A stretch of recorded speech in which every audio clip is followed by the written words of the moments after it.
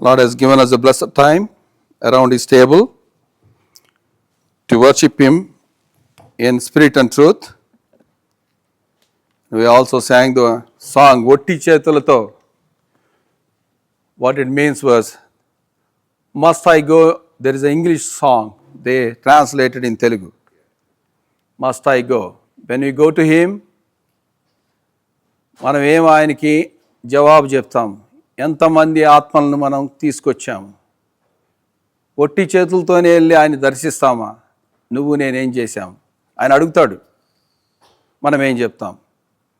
ఆ ప్రశ్న నీకు నాకు ఈ మధ్యాహ్న కాల సమయంలో మనకిచ్చిన అది కమిషన్. ఏదో ఊరక పాడుకొని వెళ్ళటం కాదు, కానీ ఆయన ఇచ్చిన ఆజ్ఞ మనకి, మనం ఆజ్ఞని ఎట్లా పరిపాలిస్తున్నాం. ఇది మీకొక్కరికే కాదు, నాకు కూడా చెప్తున్న వాడికి నాకు రెండంతలు. So before we going to participate in the table, let's turn our Bibles to 1 Samuel chapter 30. 1 Samuel chapter 30. 1 Samuel chapter 30, verse 18. First chapter 30, verse 18, all together please. 1 Samuel chapter 30, verse 18. David recovered all, 18th verse. David recovered all that the Amalekites had taken, and David rescued his two wives. ఈలాగున దావీదు అమాలేకీయులను దోచుకొని పోయిన దానంతని తిరిగి తెచ్చుకొనెను, మరియు అతడు తన ఇద్దరు భార్యలను రక్షించెను. Simply David recovered all. ఇంగ్లీష్లో అయితే ఫస్ట్ లైన్ అట్లా రాసి ఉంది. Let us look for himself. Gracious, loving Heavenly Father, wonderful working Lord, thank you, Lord, for the blessed time you given to us to worship you in truth and spirit, O Lord, as we are about to partake in thy table. O Lord, remembering what you have done on the cross, help us, O Lord, set right ourselves before we partake in the table. And also, unworthy person like me, you choose me, stand before thee. O Lord, wash me, cleanse me with thy precious blood, and use me as thy mouthpiece, so that we all can understand thy word clearly, so that we can participate in a worthy manner. I pray and ask in the mighty and matchless name of Lord and Savior Jesus Christ. Amen. ఇక్కడ చూస్తా ఉన్నాము, ఈలాగున దావీదు అమాలేకీయులు దోచుకొని పోయిన దానంతని తిరిగి తెచ్చుకొనెను. David recovered all. ఈ భాగం చదువుతున్నప్పుడు ఒకవేళ ఈ యొక్క మెసేజ్ అయిపోయే టయానికి నువ్వు నేను కూడా డేవిడ్ అనే పేరు తీసేసి నీ పేరు నా పేరు పెట్టుకుంటే ఎంత ఆనందంగా ఉంటుంది. డేవిడ్ రికవర్డ్ ఆల్, అట్లే నేను కూడా అయితే శామ్యుయల్ రికవర్డ్ ఆల్ అంటే ఎంత బాగుంటుంది. సో ఆ రీతిగా మనకి దేవుడు ఈ మధ్యాహ్న కాల సమయాన కొన్ని తలంపులతో బలలో పాలు పొందే ముందు మనల్ని మనం ఏ విధంగా పరీక్షించుకొని మనం ఏ విధంగా సరిచేసుకొని ఈ యొక్క డేవిడ్ రికవర్డ్ ఆల్ అన్నది ఆయన ఏ విధంగా తన్ను సరిచేసుకొని ఏ విధంగా రికవరీ కలిగాడో, ఏ విధంగా ఆయన తిరిగి దాన్నంతటిని తెచ్చుకున్నాడో కొన్ని తలంపులు చూసుకొని మనం కూడా బల్లో పాల్పొందాం. ఈ లోకరీత్యా చూస్తే మనం ఏదైనా పోగొట్టుకుంటే అది ఏమన్నా డబ్బులు కావచ్చు, లేకపోతే బంగారం ఉంగరం కావచ్చు, లేకపోతే ఐఫోన్ కావచ్చు. ఈ లోకరీత్యా దొరకటం చాలా కష్టం. ఎక్కడైనా పోగొట్టుకుంటే ఎక్కడో ఒకసారి దొరుకుతుంది, లేకపోతే ఇన్సూరెన్స్ ఉంటుంది తీసుకోవచ్చు, అది వేరే విషయం. కానీ ఇన్ జనరల్ మనకి అది దొరకబుచ్చుకోవడం అనేది చాలా కష్టం. ఇంకా ఐఫోన్లో అయితే ఎక్కడో మనం ట్రాక్ చేస్తే అది అక్కడ వేరే దేశాల్లో కూడా ఉంటుంది పోయిన తర్వాత. అయితే దేవుడు అంటున్నాడు, మనం పోగొట్టుకున్న ఏదైనా ఆత్మీయ దృష్టితో ఏదైతే మనము ఆదికాండం 3వ అధ్యాయంలో పోగొట్టుకున్న దాన్నంతటినీ అత్యధికంగా మనకు తిరిగి ఇచ్చేశాడు. మనం ఏదైతే పోగొట్టుకున్నామో ఆదికాండం 3వ అధ్యాయంలో మానవుడు అదంతటిని మళ్ళీ తిరిగి ఇచ్చాడు, మనం సమకూర్చుకున్నాం. కోల్పోయిన మహిమను మనకిచ్చేశాడు. ఈ యొక్క తిరిగి సంపాదించుకోవడము అనేది ఆయన శిలువ కార్యం ద్వారానే జరుగుతుంది. శిలువ కార్యం ద్వారానే మాత్రమే కలిగినది. మనకు ఒక ఉదాహరణ చూస్తే రెండవ రాజులు 6వ అధ్యాయము 1-7 వరకు చూస్తే, 2వ రాజులు 6వ అధ్యాయం 1-7 వరకు చూస్తే అక్కడ ఎలీషా ఉంటాడు ప్రవక్త, అక్కడ ఒక దాసుడు ఉంటాడు. వాళ్ళు వెళ్ళి ఆ దాసుడు పోయి చెట్టు నరుకుతూ ఉంటాడు, మ్రాలను నరుకుతూ ఉంటాడు గొడ్డలతో. ఆ గొడ్డలు వెళ్ళి నీళ్ళలో పడుతుంది. నీళ్ళలో పడినప్పుడు ఆ గొడ్డలికి చెప్తా ఉంటాడు యజమానితో, అయ్యా యజమానుడా, నా గొడ్డలి వెళ్ళి నీళ్ళలో పడ్డది.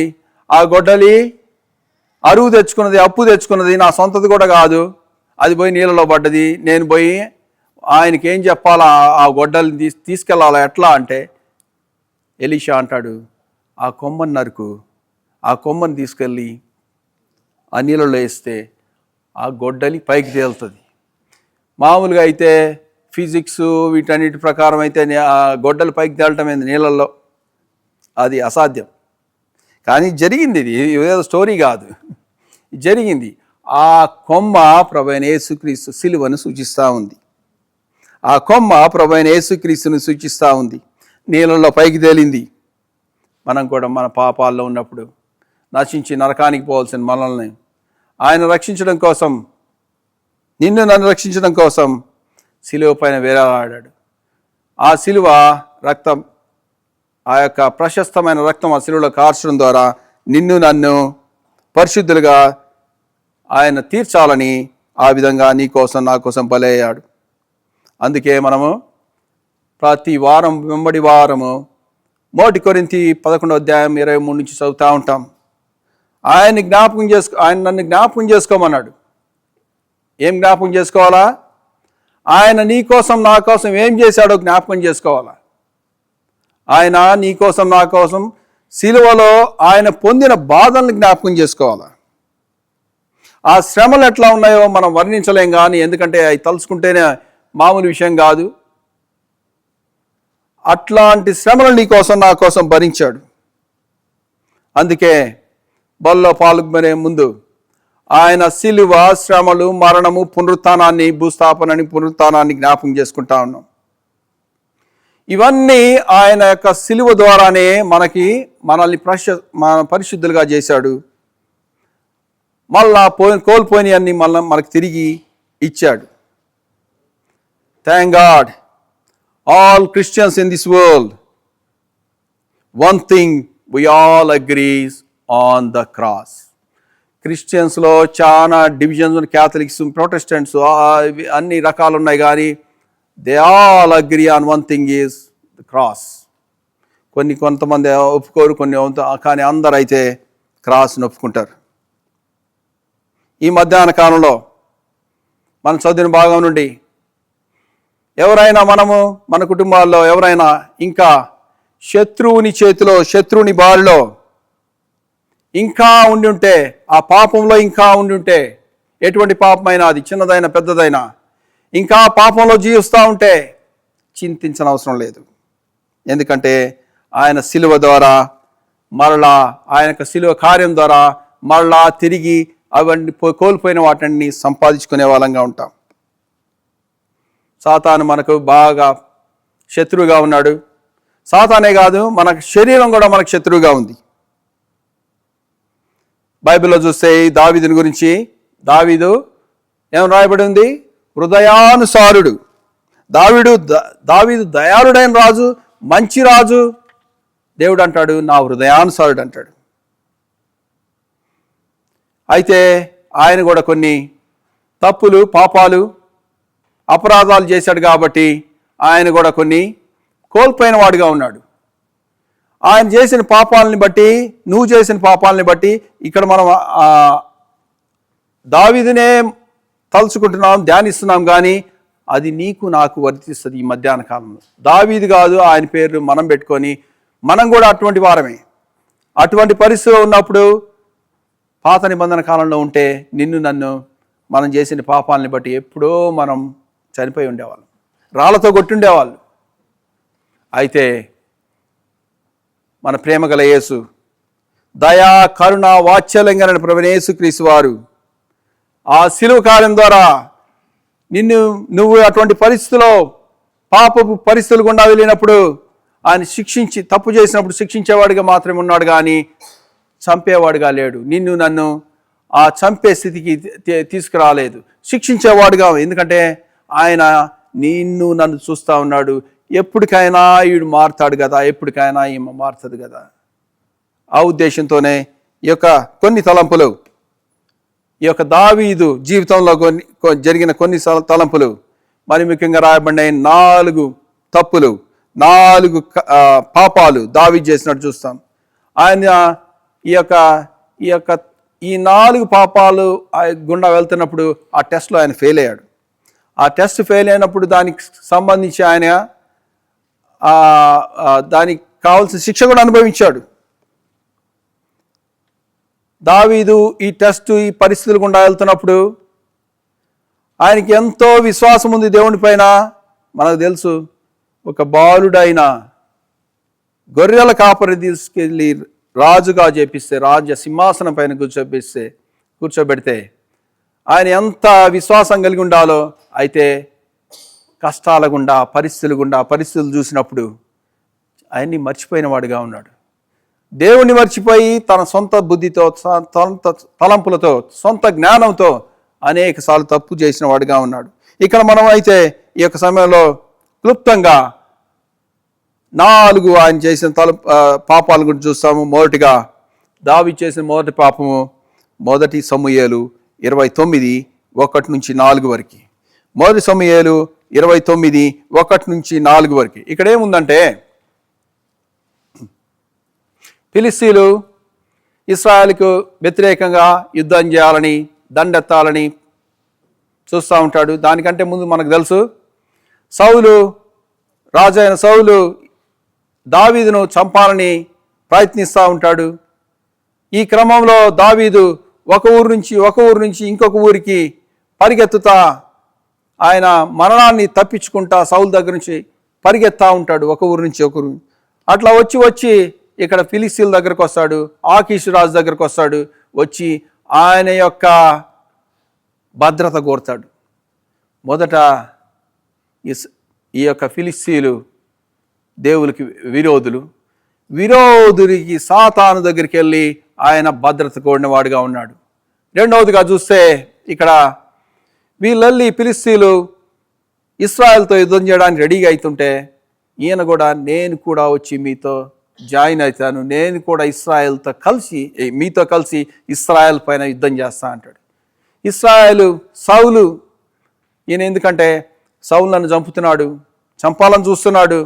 నేనైతే సౌలు 2 సార్లు దొరికినా కానీ నేను ఆయన చంపలేదు.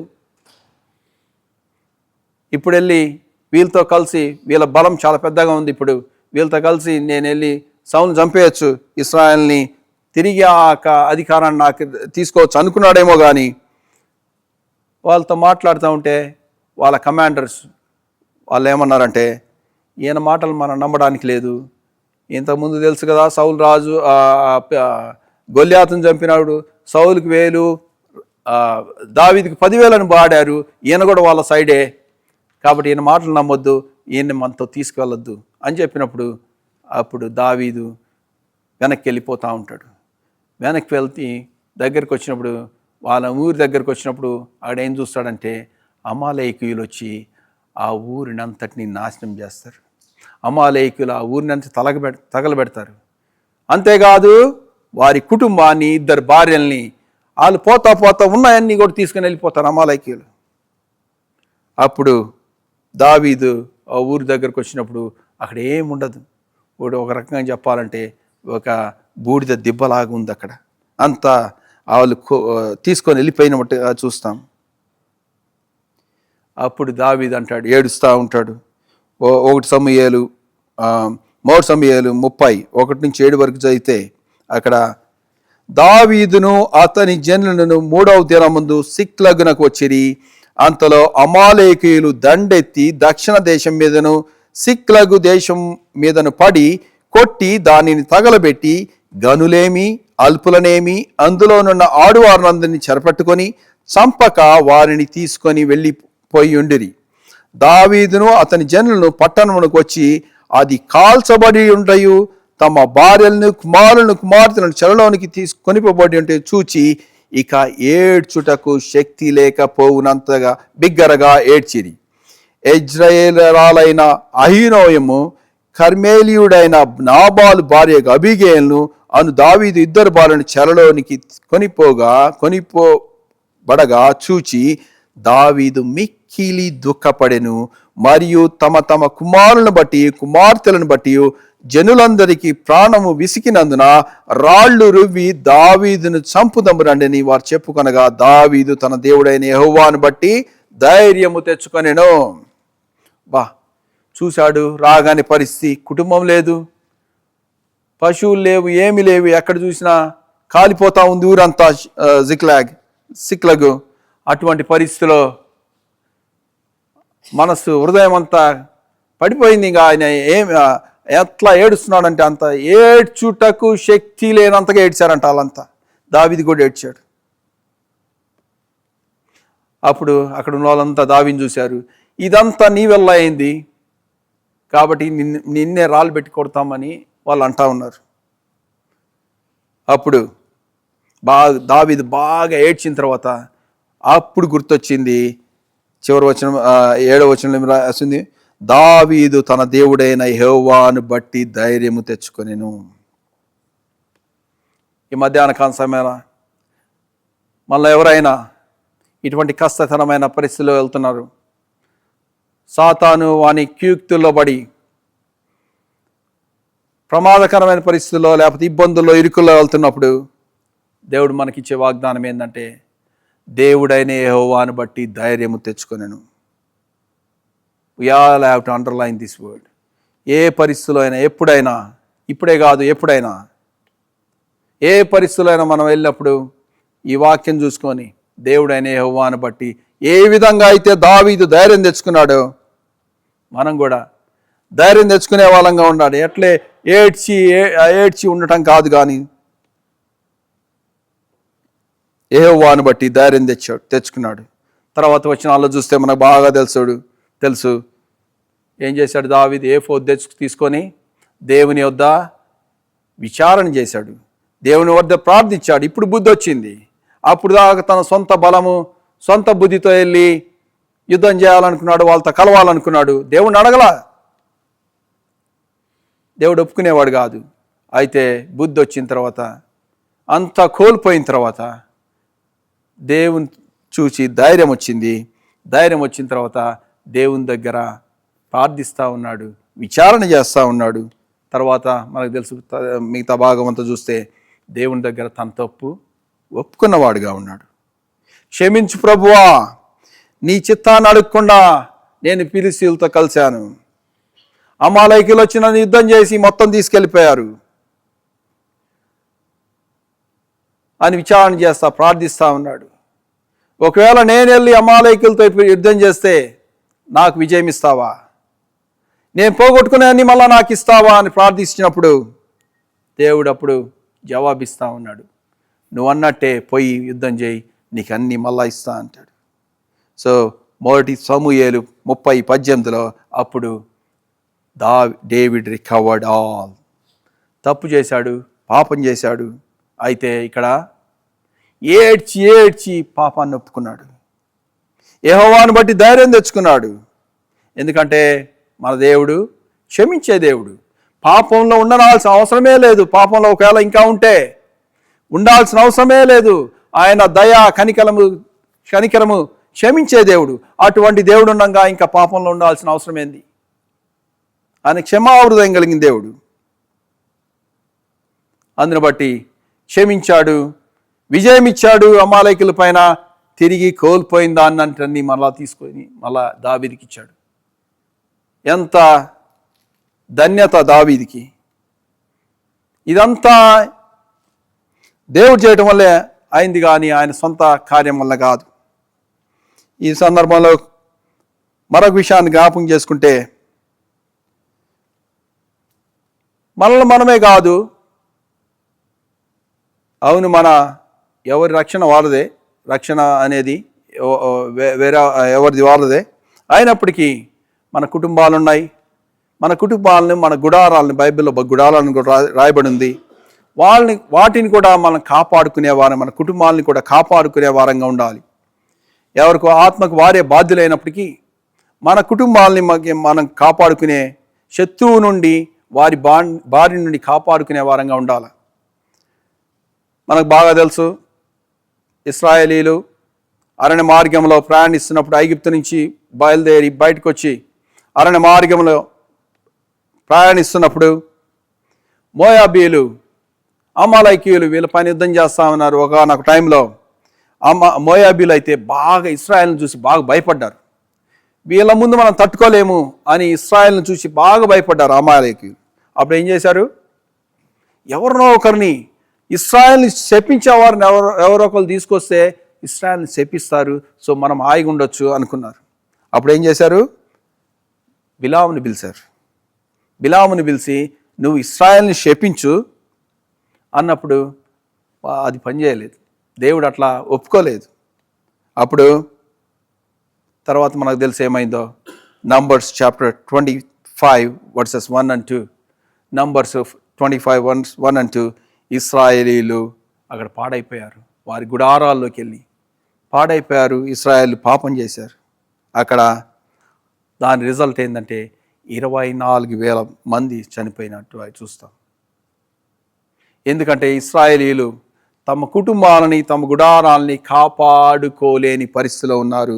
అందుని బట్టి వారికి శిక్ష అనుభవించవలసి వచ్చింది.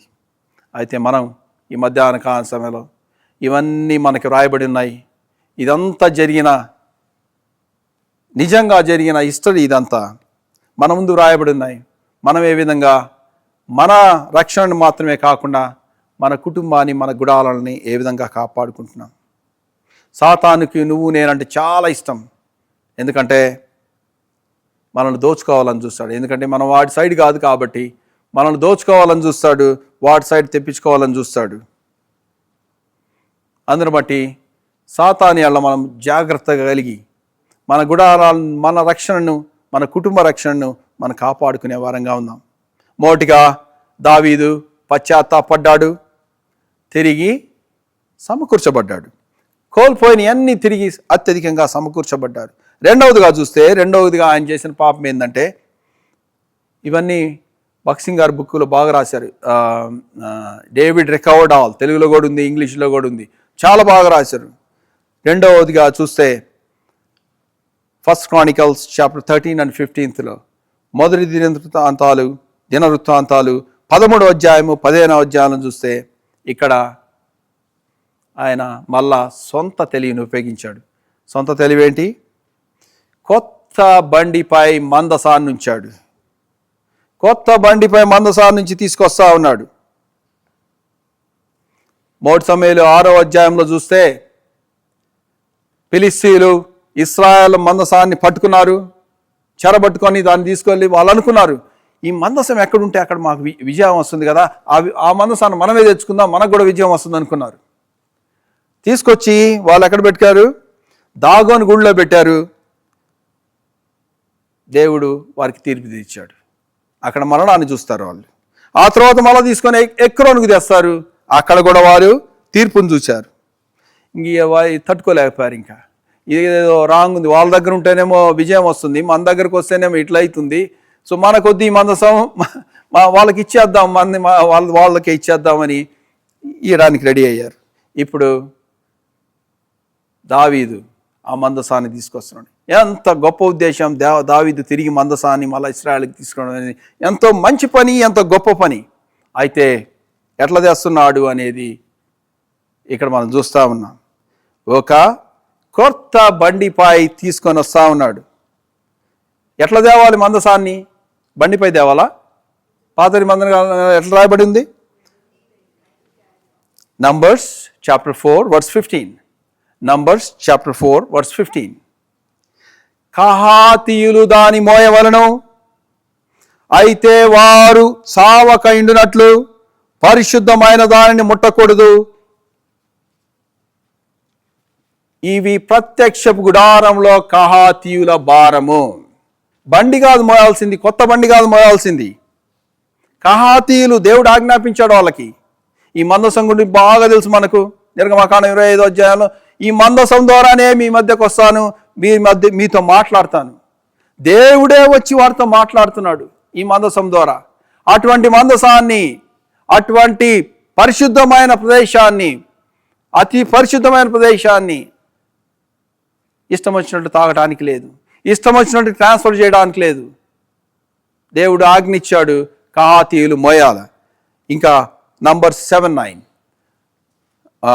సంఖ్యాకాండము 7-9 వాళ్ళు భుజాల పైన కహాతీయులు ఏలయనగా పరిశుద్ధ స్థలపు సేవ వారిది, తమ భుజముల మీద మోయటే వారి పని గనుక వారికి వాహనములు నియమింపలేదు. బండ్లు అవసరం లేదు, ఏమీ లేదు. వారి భుజాలే వారి యొక్క వాహనాలు. అట్లా తీసుకెళ్ళాలి. అది దేవుడిచ్చిన ఆజ్ఞ. మరి ఇక్కడ దావీదు ఏమంటున్నాడు? త్వరపడ్డాడు, తన సొంత ఆలోచన తీసుకొచ్చాడు. మంచి పనే, మందసాన్ని మనం తీసుకురావడం చాలా మంచి పని. ఎందుకంటే వారి మధ్య ఉండాలా, దేవుడు వారితో మాట్లాడాలా, వారికి విజయం ఇవ్వాలా, వారు బలు అర్పించాలా. అయితే ఎట్లా తీసుకొస్తున్నాడు అనేది ఇక్కడ చాలా ముఖ్యమైన ప్రశ్న. మందసం బండి మీద తీసుకొచ్చాడు. అక్కడ పశువు కాలు జారడం వల్ల ఉజ్జా చేయి చాపి ముట్టుకున్నాడు మందసాన్ని. అక్కడే అకస్మాత్తుగా మనం చూస్తాము, అక్కడున్న మరణాన్ని చూస్తాము అక్కడ. ఇంకా తర్వాత చూస్తే 3 సమూయేలు 13వ అధ్యాయంలో దీని గురించి మనకు సమయం ఎక్కువ లేదు కాబట్టి 13వ అధ్యాయంలో చూస్తే ఎంతో పశ్చాత్తాపడ్డాడు. పొరపాటును గ్రహించాడు. నేను ఏ విధంగా తేవాల్సింది, ఈ విధంగా తేవాల్సింది పోయి ఈ విధంగా తీసుకొచ్చాను బండి మీద అని ఎంతో పశ్చాత్తాపడ్డాడు. తర్వాత ఏం చేశాడు? 1 Chronicles chapter 15 verse 28. తరువాత లేవీయులు ఆరోను కుమారులు మహోత్సవంతో తీసుకొని వచ్చిరి. 1 Chronicles chapter 15 verse 28. మహోత్సవముతో తీసుకొని వచ్చారు. 28. ఓసారి దావీదుని అడుగుదాం. దావీదు గారు, ఈ యొక్క మందసం గురించి మీ యొక్క అనుభవం ఏంది? మీ యొక్క దేవుడు మీకు చేసిన మేలు గురించి మీ యొక్క అనుభవం ఏంది అని అడిగితే దావీదు అంటాడు, నేను ఒక్క మాటలో నేను చెప్పలేను, కానీ మీరే కీర్తనలు 105 పాడుకోండి అని చెప్తాడు. అంత పెద్ద కీర్తన పాడాడు దేవుని గురించి. ఇటువంటి ధైర్యపరిచే, పడిపోయినప్పుడు, కష్టాల్లో ఉన్నప్పుడు, నష్టాల్లో, ఇబ్బందులు, ఇరుకుల్లో ఉన్నప్పుడు ధైర్యపరిచే దేవుడు మనకున్నప్పుడు, దావీదును ధైర్యపరిచిన దేవుడు నిన్ను నన్ను కూడా ధైర్యపరుస్తాడు. దావీదును క్షమించిన దేవుడు నిన్ను నన్ను క్షమిస్తాడు. తప్పిదాలను ఒప్పుకుందాం, విజయాన్ని పొందుదాం. ఒకటిగా దావీదు ఫిలిస్తీయులతో కలిసి ఇశ్రాయేలుపై యుద్ధం చేయడానికి తప్పు చేశాడు. రెండవదిగా తప్పు ఒప్పుకున్నాడు. రెండవదిగా చూస్తే ఇక్కడ మందసాన్ని, పరిశుద్ధమైన మందసాన్ని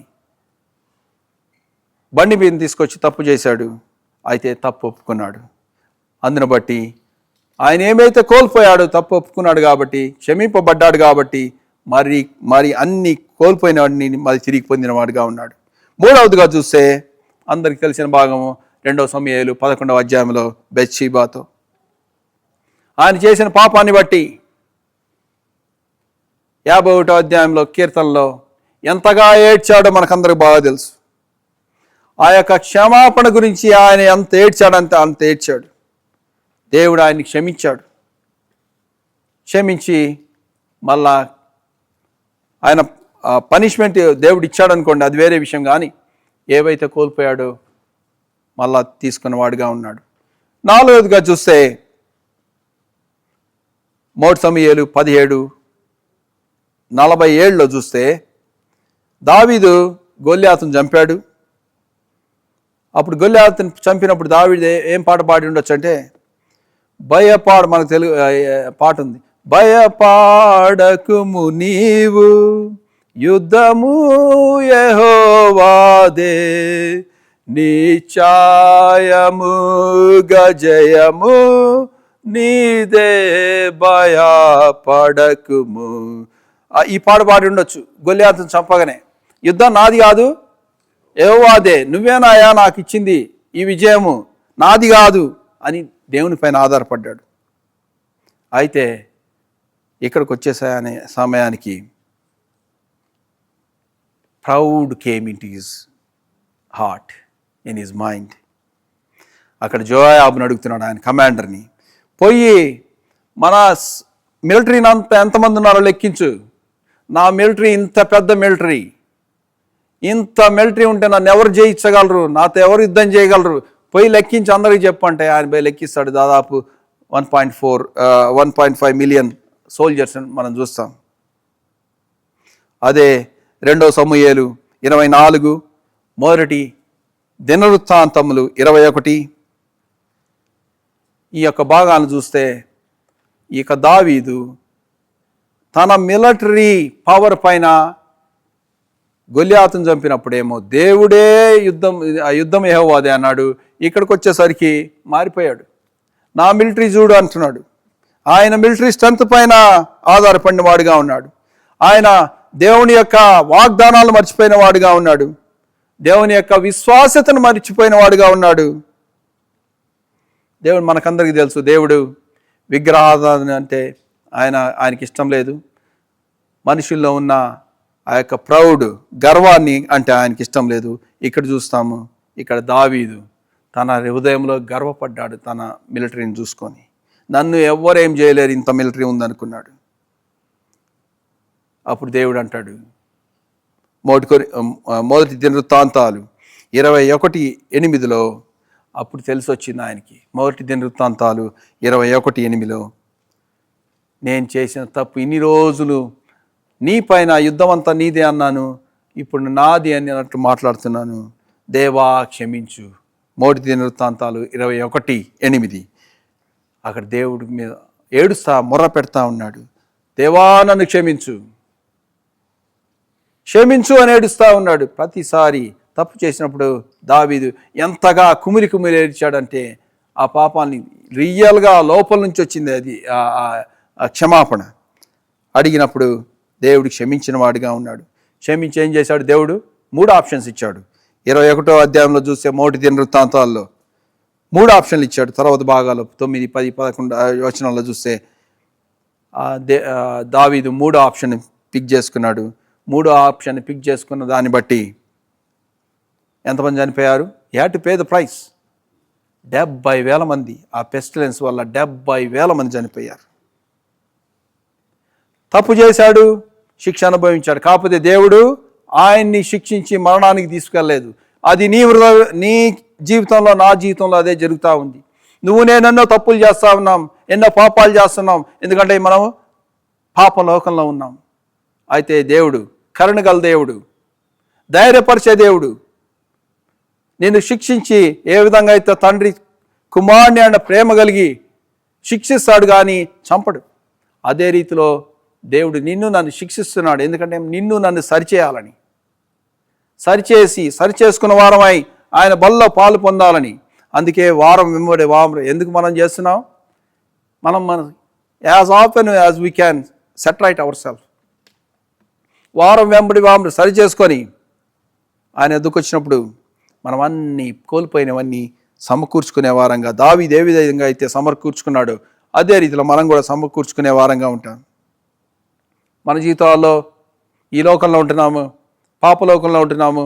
తప్పక కష్టాలు, నష్టాలు, ఇబ్బందులు, కరువులు కూడా వస్తూ ఉంటాయి. అది రకరకాలైన కరువులు.